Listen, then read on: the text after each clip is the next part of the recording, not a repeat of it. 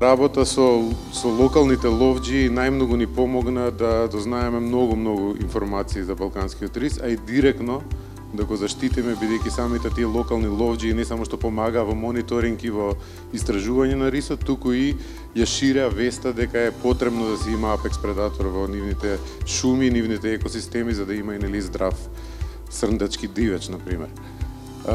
Така да мислам дека таа стратегија најмногу ни помогна да дојдеме до таму каде што сме и мислам дека таа стратегија и понатаму ќе биде практикувана.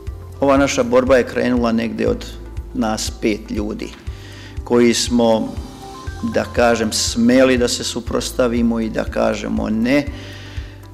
Prvo naše okupljanje, obaveštavanje je bilo od vrata do vrata po selu, telefonima.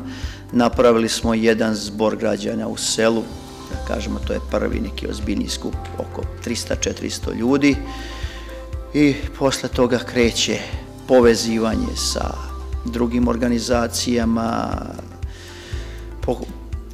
pokušaj izlaska na medije. To je bilo u početku veoma teško jer smo bili neprepoznatljivi.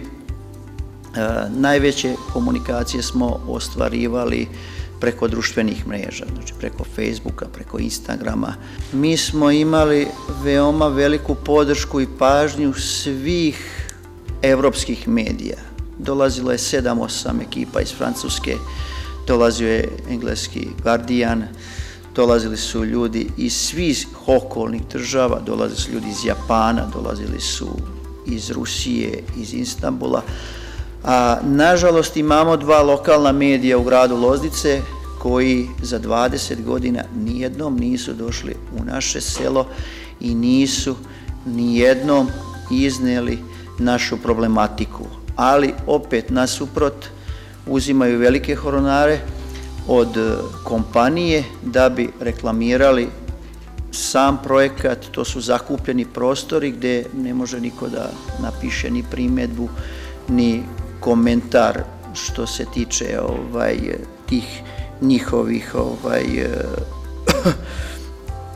prikazivanja projekta, kako će to biti ekološki čisto, prelepo, da će to biti bukvalno kao rudnik iz bajke.